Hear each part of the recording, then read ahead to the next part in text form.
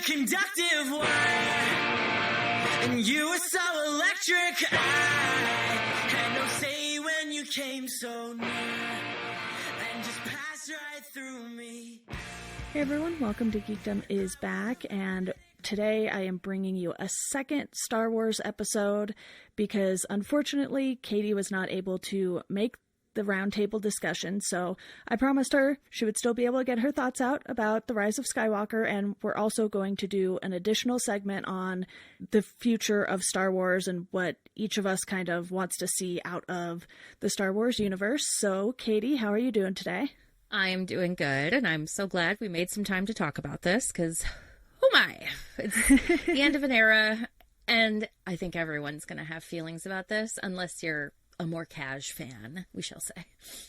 Yeah, it really feels like a lot of people either embraced what J.J. Abrams did or didn't like the big choice he made, and it's one of those things where because of how they set up everything with The Force Awakens and The Last Jedi, you're like, oh, it seems like they're not going to just rehash these ideas we've already seen, especially with The Last Jedi. You know, The Force Awakens did get compared to the original Star Wars many times after its release, yes. And rightfully so, because you still have all of these old characters in the movie, and they stay throughout the trilogy for the most part. But did you end up rewatching those two before going into The Rise of Skywalker? I ended up watching The Force Awakens like the night before, but I fell asleep before I could watch The Last Jedi. But I'm kind of glad I did that, because this kind of feels like it does a lot of skipping over The Last Jedi. And right. Just, I think, as The Force Awakens very much feels like A New Hope reimagined, I think this kind of feels like Return of the Jedi reimagined on a certain level, which is a mixed bag, to say the least. This felt like J.J. Abrams put his second and third movies into the third movie. And yeah, like you said, The Last Jedi kind of just got shoved to the side, which I found very odd, not necessarily from J.J. Abrams' perspective, but from Lucasfilm's perspective. Because as far as I thought, anyway, the story group was supposed to make sure everything was cohesive and things lined up with each other, and they determine what's canon versus the now Legends novels and everything that came before the purchase of Lucasfilm by Disney anyway. So it just felt like it was more disjointed than I expected. I agree. A lot of my thoughts on this film really dovetail with my thoughts on J.J. Abrams as a director and as like a story crafter. I think he's a good director, but how he crafts his stories, like, they are fun to watch generally, but they don't usually hold up very well at the end. Like, you're willing to go along for the ride, but when you sit and think about it, it all falls apart. And this one felt more like that than The Force Awakens, say.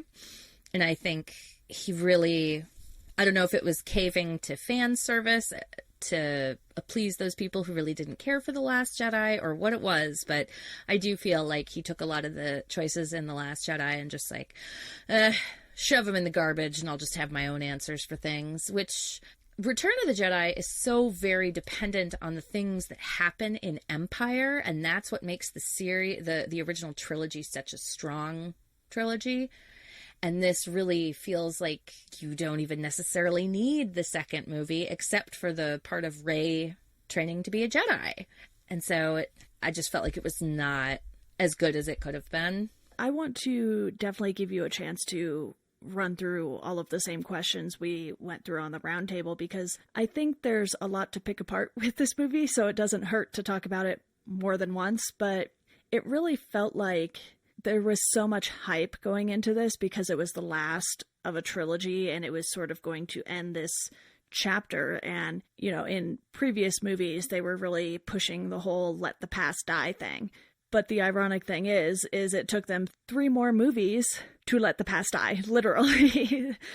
Yes, exactly. And it feels like they this one more so embraces the previous films and the mythology and all of that than The Last Jedi did. The Force Awakens feels like it's a new beginning, and then The Last Jedi feels like it's a continuation of that story and brings us to the next generation, because societies evolve to a certain extent, and it feels like in The Last Jedi they've evolved, and then with this one, it feels like we're almost jerked back in time to be focused on things that were important in the original trilogy.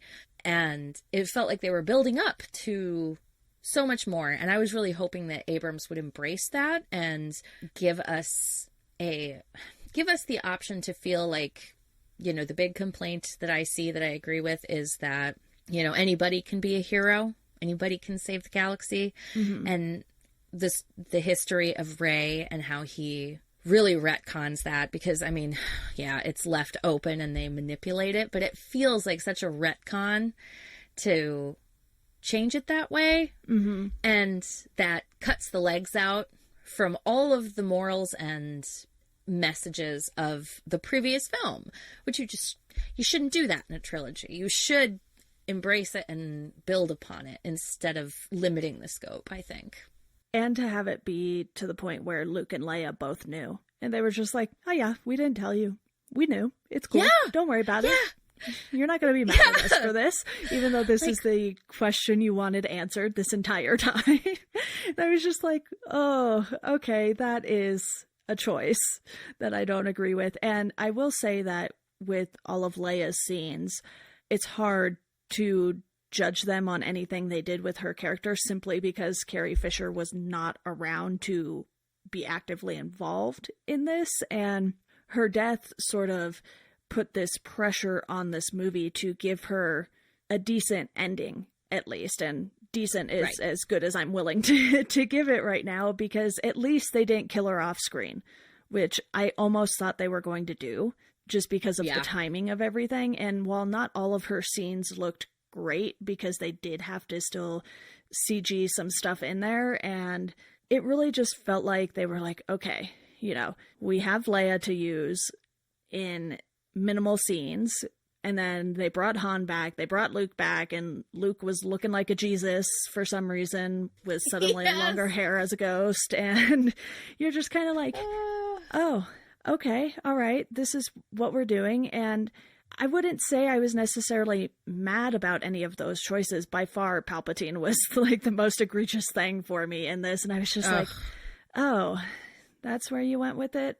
It's not that they made her someone who was close to the Sith or anything like that. It was just that they made her anyone. Yeah, because I did love the message of The Last Jedi that anyone could be a hero. This little kid with a broom has a connection to the Force. And then all of a sudden Finn has a connection to the Force in this. And I was like, yeah, you made that point come across. And a lot of people were saying they just thought Finn was going to admit his feelings for Rey to her the entire time, but I definitely could tell that he was Force sensitive because he would get those same feelings that Leia got. And he can use a lightsaber. Yeah, also that. That's like, we've never seen anyone use a lightsaber before who doesn't have some capabilities with the Force. Like, Han isn't grabbing Luke's lightsaber and swinging it around. So that to me says something. And I can see that, and it feels like a cop-out almost. And I'm ragging on this movie a lot, and I'll probably rag on it more, not gonna lie, but I still enjoyed watching it. I just want to make that clear for everyone that some parts of it for me were still enjoyable. Right, I totally understand. And, if anyone has listened to the Roundtable episode before this, you've heard my thoughts on this already, so I'll try to keep my portion of this brief. So that leads me to ask you, which characters had the best and worst story arcs in this for you? Oh God, I thought about this a lot when I was leaving the movie. I was like, okay, who actually had a story arc in this film? And I think I liked the interplay of Rey and Kylo Ren's story arcs. I thought that was I thought they could have done so much more with that again, but I loved that they're like twins of the Force, and they have a connection. And so I enjoyed watching their character arcs as they kind of cross midstream as they're learning more about themselves, and then each of them has to make this final choice at the end, and they're able to find that strength in each other. Like, that part I really liked. And I think that was probably the one that interested me the most. But there was also, I really would have wanted more with Finn and the rest of the stormtroopers who've all escaped. All of the rebels who have left the Empire. Like, I was kind of waiting for more of that, and I do hope we get more of that. But Finn just didn't get as much as I would have wanted. It kind of feels like he's a little sidelined, in fact. But I really think the two people who have the story arcs are Kylo Ren and Rey, as they learn more about the truth of who they are, the kernel of truth at the heart of themselves, as opposed to, for Rey, this mystery box, and for Kylo, or for Ben, this, weight that's laid upon him of destiny or whatever. See, for me, I kind of felt like Kylo got cheated a bit, because this whole trilogy has been about trying to get him away from the dark side. You have Han approaching him, you have Leia reaching out to him, you have Rey literally physically being there and trying to get him to come to the other side. And in this, he does one good thing and then dies. And you could argue that, maybe he's not a character who deserves to be redeemed because of all the people he's killed and, going crazy on Luke, even though Luke did kind of deserve it based on everything we know from The Last Jedi. Yeah. But then he just killed everyone else in sight, all the kids that were training. And it's hard for a character like that, because do you want to give them a second chance? Part of you is kind of like, no. Would you give Vader a second chance? Probably not. Even though he... Right, but the third movie asks us to. Yeah, even though he did have some good left in him, it's like, okay, can all of the good that you're going to do once outweigh all of the bad you did previously? So for me, it was kind of this struggle, like, okay, I would have loved to see him have more of a chance to do something good, not just this one thing and boom, he's gone. Yes. I think I didn't care for the end. I think it could have been more powerful if you had maybe explored the difficulties of coming back from that kind of place and learning, and becoming part of the light, and what does that look like in their society, and how do you atone for these great evils that you've done. And I do like the fact that it's Leia that brings him back, and I feel like the reason he comes back is because he knows she's gone, she's dead, and he can never go home. I think throughout this whole trilogy, he has had it in the back of his mind that, like, well, I could go home, like, that's not permanent, I'm just doing my thing for now, but like, if I want to change my mind, I can go home to my mom and she'll accept me. And now Leia is gone, and he realizes he has to either fully commit himself or make a change. And I think that was handled interestingly. Maybe not well, but it was interesting. But I think it really kind of feels like, it feels cheap at the end that we don't have to then explore, because we spend so much time exploring the difficulties of this person accepting the dark side and trying to find himself in evil and all of this. But then once he chooses the good, like, all right, we're done with you. It's like, well, we could have gone into what it looks like to better yourself, but now that's off the table. That would have certainly been more interesting. Another character moment I really want to get your thoughts on was when Leia reached out to Kylo and then Rey just straight up stabs him and literally kills him. Not literally, but basically kills him, and then realizes what Leia had done, and then immediately takes a step back and fixes things. But that was a moment that I found, one, went by way too fast, because you have Leia's death, Rey literally ready to kill Kylo, and then it's just all done, it's all over, and you don't get to process it really. And you're expected to just forgive Rey.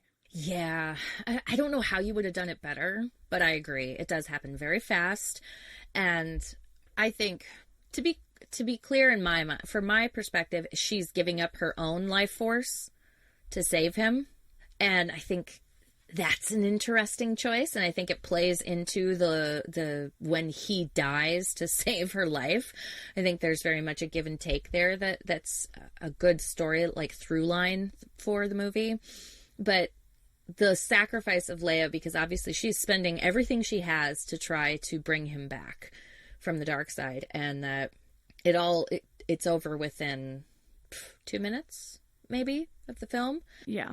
And it doesn't feel quite iconic enough for me, because the loss of Leia should be as impactful as it is when we lose Luke and when we lose Han, especially Han.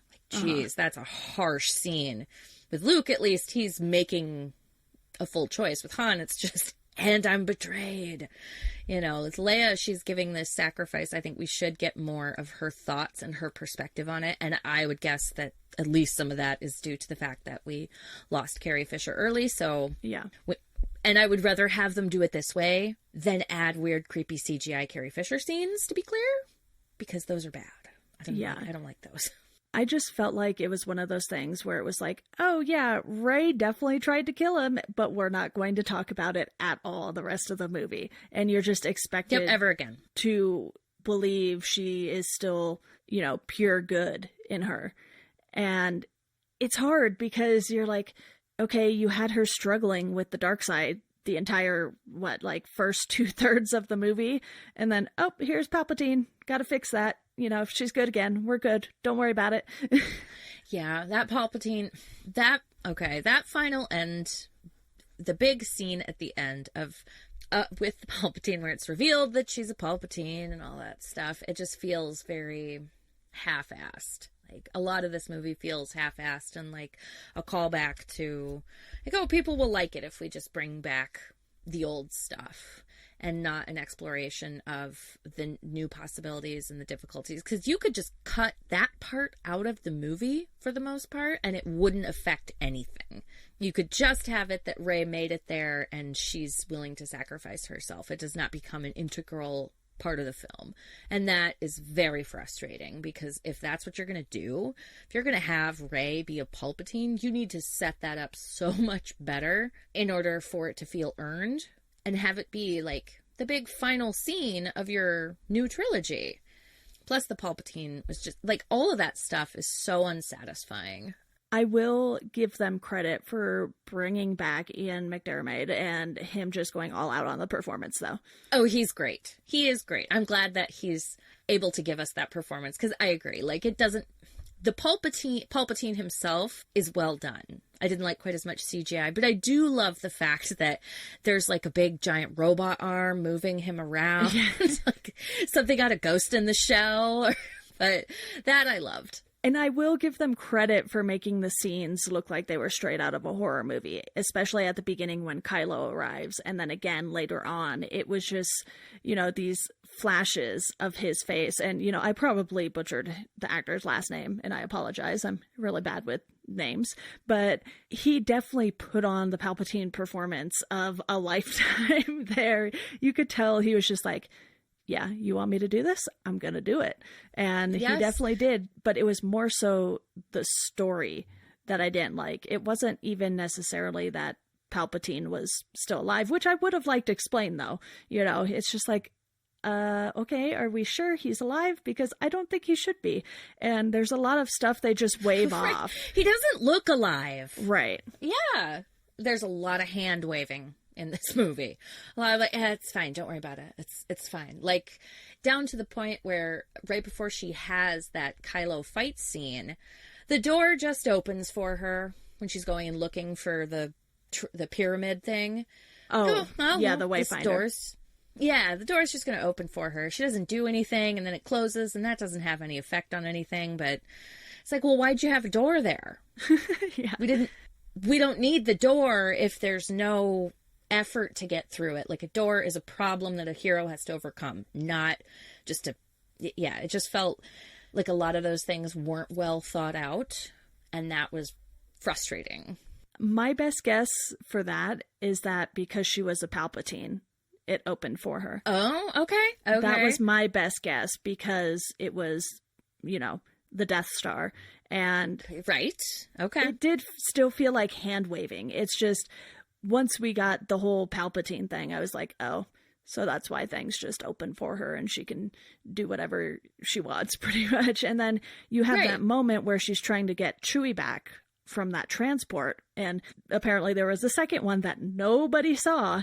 And that one had Chewie on it. And it felt like, you know, that was another moment where they were like, oh yeah, Rey just did this thing and it probably killed Chewie, but that's fine. You know, we're upset about it, like, but we're not going to talk about the Force lightning. Yeah, we're not going to talk about the fact that she shouldn't have been battling over a transport vehicle with Kylo in the first place, because who thinks that's going to end in a good situation? Right. And that's not their point for being there. We have other things going on. Yeah. It just, and the Chewie death, like, there's too many fake deaths in this. It's like you get one, is what my partner said when we left the theater. It's like, you get one, not two, one. And like the Rey death scene is far more powerful. Right. If that's how you're going to end the movie anyway. But like, yeah, the Chewie death scene, it's just like, oh, just kidding. Chewie's still alive. And when he died, I was like, I don't believe this. I don't believe he's dead. I was like, I don't think they're actually an original do series that. character. Yeah, an original series character who is much beloved. Like, you don't just have him blow up on a transport ship. That's too cheap and too silly. Plus, we didn't get to see him with Lando yet. So you kind of knew, like, nah, that's not the end of Chewie. You know, we got to have one more Millennium Falcon scene with him. And then you have to get his reaction to Leia's death. Like, he had the reaction to Han's death because... you have to. It's Chewie, and Chewie is going to outlive everyone. So, you know, it's just like, okay, that was kind of boring and pointless. It's like you're going to let Rey believe that she killed Chewie for, what, like 5 minutes? And then she senses him on Kylo's ship, and you're like, oh, okay, cool. Yeah. Yep. It just was it was a poorly done twist. Could have just been Chewie disappeared. Yeah. Didn't need to be like, oh, Chewie's, we gotta go. I don't know where Chewie is. We gotta leave. Like, you didn't need to have that death, because they also don't give an appropriate, like, there's no grief for Chewie. No. And if we're gonna kill off this character who is so integral to the series, you have to have that grief moment. And so it feels like it's just so cheap, and it was very, very frustrating to watch on that part of it. Yeah, a few more specific things I want to ask you about. Did you feel like the Jedi texts were kind of just thrown by the wayside in this? Because in The Last Jedi, they make a point of telling us about them. And, you know, in the roundtable, I credited Drew Deitch for bringing this up on Twitter, because they basically offered a blank slate. So did you feel like those just were misused completely and could have launched something totally different and new? Weren't the Jedi texts destroyed in The Last Jedi? I thought that was what Luke burned.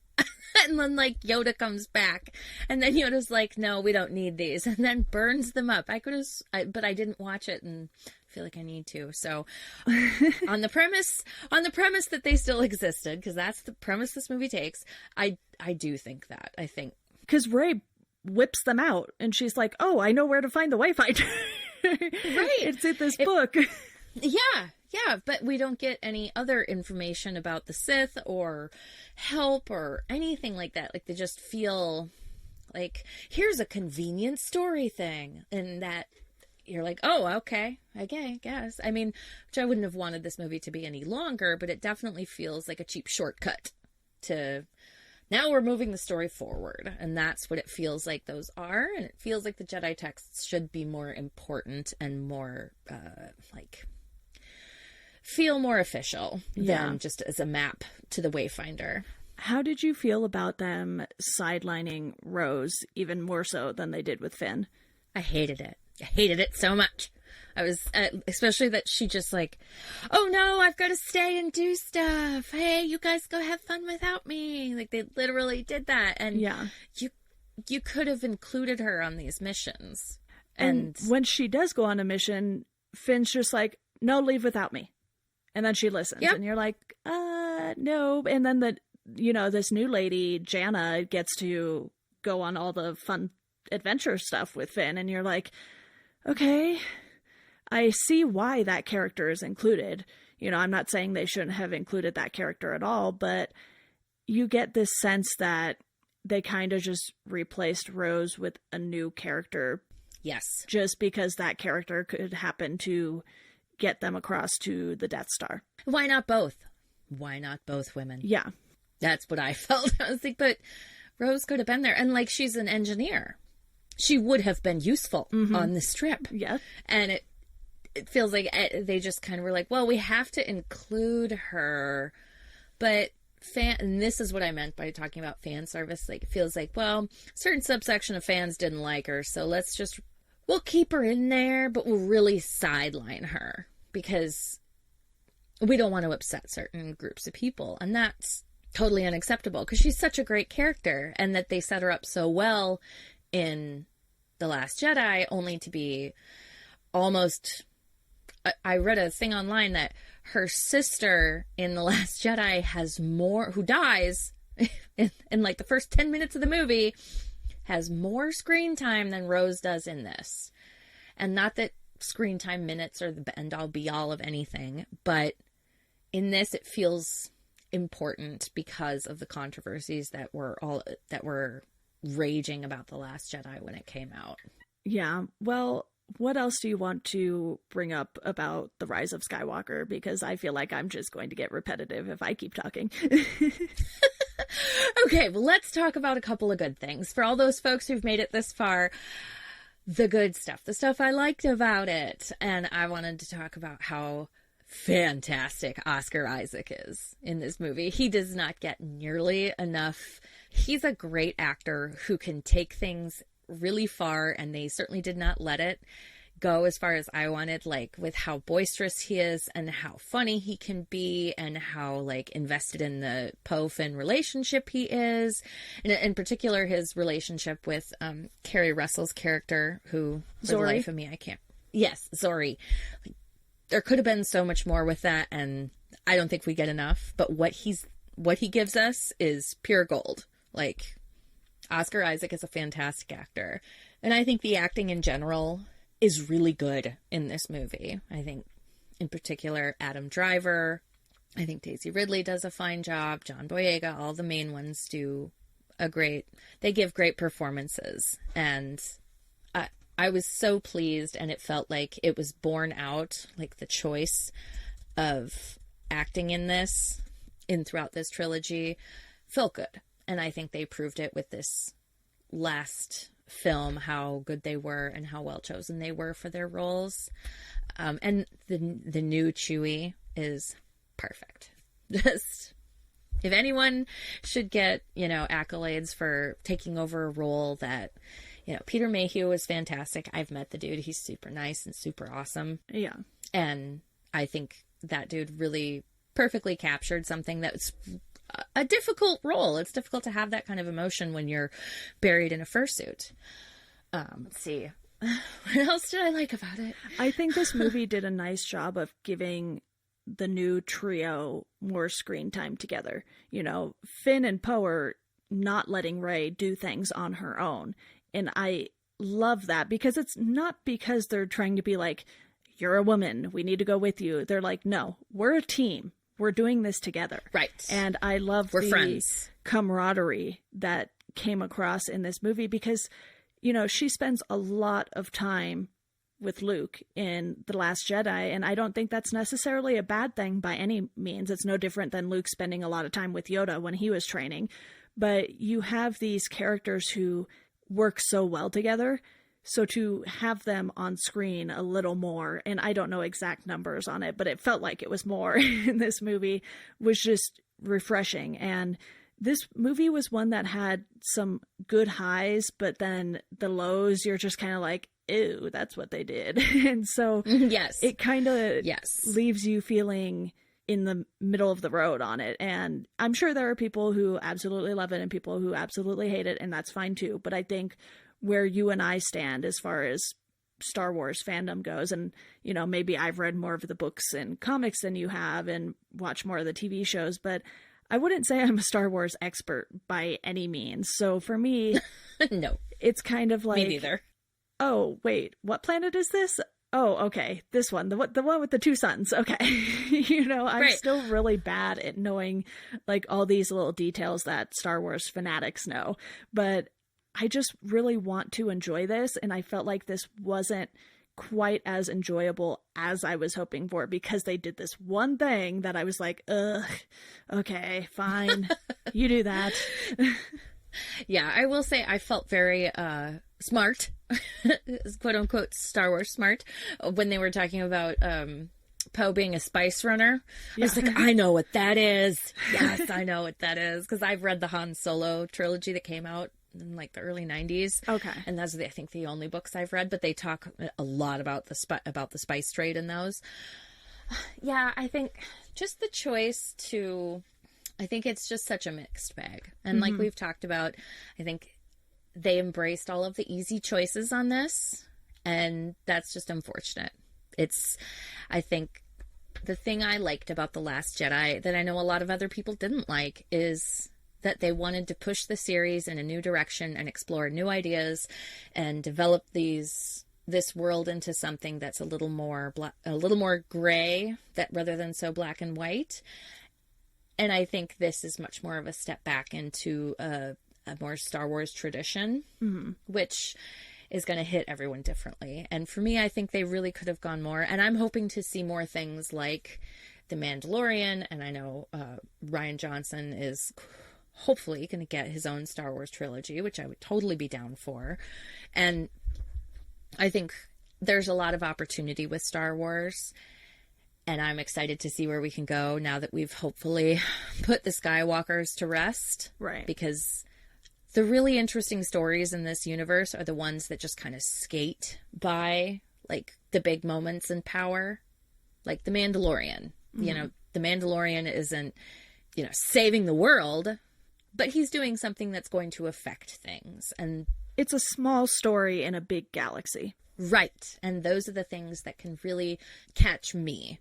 Because, I'm just a regular person, and stories about regular people participating in big events are the stuff of every novel and fantasy story. Yeah, I think that coming out of this movie, they should definitely take a break on the trilogies for at least a while. Like, I would be fine if we don't get any more trilogies, and I'm not saying that Rian Johnson shouldn't get another shot at Star Wars movies, but you could have him do movies that don't necessarily need to be a trilogy too. And personally, I think taking some of the things they did with the Rise of Skywalker and maybe expanding on them would be fun. Like, I would love to see a show with Poe as a spice runner and give us his backstory, because this was the first time we even got any inkling of what his backstory was other than him being a good pilot. Right. Or what I am sincerely hoping they do, that I think was the most setup in this movie for this is the direction we're going, is Jannah when she's talking to Lando. When Jannah is talking to Lando at the end. Oh, yes, at the very end. Yeah, when he asks her, who are you, where are you from? And she says, I don't know. He says, well, let's find out. Then, like, there's a super long hold and, like, slow zoom on her face. And I was like, that's a story I'm interested in. I want to know who this lady is and where she goes from here. I feel like she's just going to end up being Lando's daughter or something he didn't know about, though. God. No, I don't want that. I really don't want that. That was my first impression after seeing that was also scene. mine. I was like, oh. That was also mine. Because they've proven that you have to be somebody in this, basically. We also know that Lando is really into droids. So who knows how into humans he is all I'm saying. So I would be interested to see just something different. And yeah, I agree. I think that the biggest weakness in this movie is that it pulls back from anyone can be a hero. That, I think, is the defining weak point in this film. I think as long as they don't make Jannah either Lando's daughter or Finn's long-lost sister, we'll be good. No. Yeah, exactly. I agree. And, I hope they continue to do stuff like they have with The Mandalorian on Disney Plus, where, we get to see big budget shows that give us a totally different perspective on the galaxy. Because I would be great if they decided to do another Solo movie, which they totally will not, because that went twice over its budget, didn't make any money. If they did his experience as a spice runner, working for the Hutts, which is how he got his debt to the Hutts in general, that would be interesting, and not rehashing old stories and old ideas. Let's see something new. Yeah, I would love to see Ahsoka in a live action movie, personally, just because I think that's a character a lot of people fell in love with when they watched the Clone Wars. And I don't know if people have necessarily read the Ahsoka book by E.K. Johnston, but it's very good, and it kind of fills in that gap between her leaving in the Clone Wars and her return in Rebels, which is another show. It did have some ups and downs, but I think it ended really strong. And in this, I heard people saying that, oh, since we heard Ahsoka's voice when all the Jedi are talking to Rey, that means she's dead. And I was like, oh, man, that is something if that's how they choose to kill her off, or let us know that she's dead. And someone else also pointed out that you didn't hear Ezra Bridger's voice, and that's a sign, too, because they heard Kanan's voice, and he is another Jedi who people who have watched Rebels would be familiar with. But there's so many things in this that I feel like you could pull out and be like, give us more explanation, especially with how Palpatine is still alive. And I'm not saying I want that as another movie or something, but maybe if it's explained somewhere along the way in a TV show or something for like an episode, that would kind of be great. Right. The next Star Wars show on Disney Plus is supposed to be Ben Kenobi, which will get Ewan McGregor, which is a total steal. Mm-hmm. And so I'm interested to see how they're going to make a guy in a desert, a hermit in a desert, interesting. But they made The Mandalorian good, so hey, sounds fun to me. But I think there's so much opportunity, and I think the worst thing Disney can do is, and Lucasfilm and all of them can do, is fall into nostalgia. Right. And I think we'll see what happens. And there's all that history with the Jedi Legends. It's not like you have to cut all of that out. Just pick and choose from it, like the Marvel films do. Yeah. Take the interesting stories and the interesting characters and tell them in your own way. So I guess there's lots to look forward to with Star Wars. Mm-hmm. This is obviously not the end, because that cash cow needs milking. Yeah. And it's okay to make mistakes too. The MCU had plenty of mistakes. Thor 1 and Thor 2, namely. And it took them... I was going to say, Thor the Dark World, anyone? Yeah, it took them a third Thor movie to get that character right. And I think Star Wars is going to have some missteps. Not everyone loves Solo either. And because that was a standalone film, I think it was a little easier for fans to swallow. But with this, it seems like their mistake was not having one director for the entire trilogy. Yeah, I agree. And the original trilogy doesn't have the same director or group of writers or whatever, but that doesn't mean we didn't need to do it now. I think. And I would bet that J.J. Abrams would have directed the second one, but he probably had something going on.